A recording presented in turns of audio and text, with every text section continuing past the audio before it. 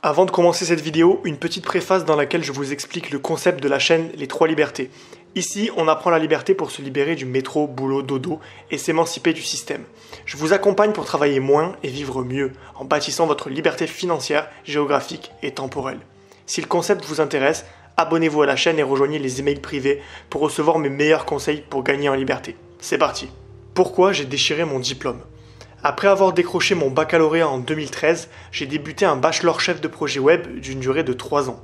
J'y ai étudié le management, le design graphique, la vidéo, le développement web et le marketing. Depuis ma plus tendre enfance, on m'a répété qu'il était essentiel de décrocher un diplôme pour trouver sa place et vivre confortablement. Je me suis donc naturellement lancé dans cette voie. Pendant ces 3 années d'études, j'ai constaté un certain nombre de points négatifs. Premièrement, la lenteur du rythme d'apprentissage.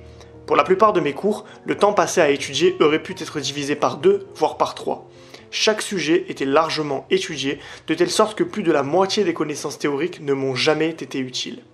J'attendais d'une école supérieure d'approfondir les notions pratiques plutôt que d'emmagasiner des tonnes d'informations théoriques obsolètes et donc inutiles.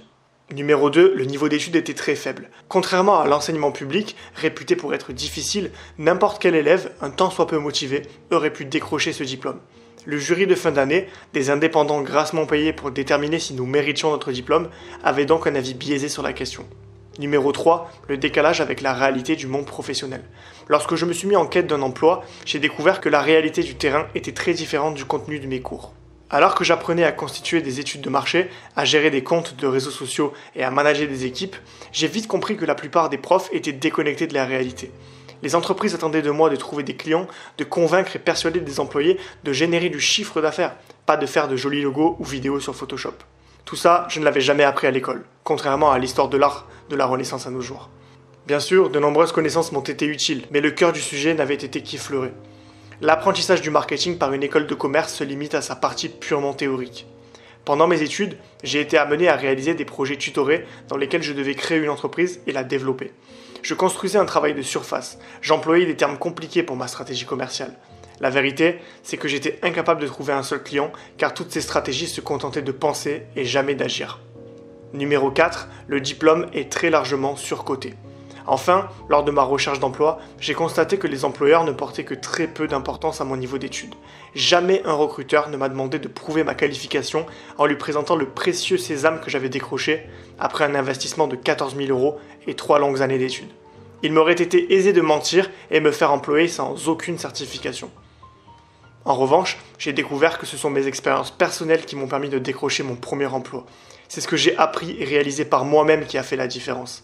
Les recruteurs ne recherchent pas un nombre d'études, mais une personnalité et des compétences concrètes, accompagnées de preuves.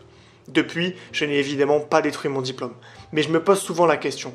Si j'avais appris seul, de chez moi pendant 3 ans, n'aurais-je pas pu économiser 14 000 € et être bien plus qualifié qu'aujourd'hui ? Les livres d'experts et les formations très concrètes ne valent-elles pas autant, voire mieux que les écoles privées qui empochent des millions d'euros pour un enseignement médiocre ? N'importe qui peut se faire recruter dans le privé à condition de s'être formé sérieusement en autodidacte. Autour de moi, les exemples ne manquent pas. Bref, avant d'envisager de vous lancer dans un cursus de 3 ou 5 ans, évaluez les pour et les contre d'un tel investissement. Votre temps et votre argent sont précieux. N'oubliez pas qu'une école privée est avant tout une entreprise à but lucratif. Elle a donc tout intérêt à vous garder le plus longtemps possible, car vous êtes un client rentable, vous vendre des débouchés exceptionnels et sublimer et survendre le rôle du diplôme. Si vous souhaitez vous former à l'entrepreneuriat différemment, mais surtout cultiver votre liberté financière, géographique et temporelle pour sortir du métro boulot dodo qui vous attend à la sortie, rejoignez les emails privés et recevez plusieurs fois par semaine mes meilleurs conseils pour y parvenir. C'est totalement gratuit.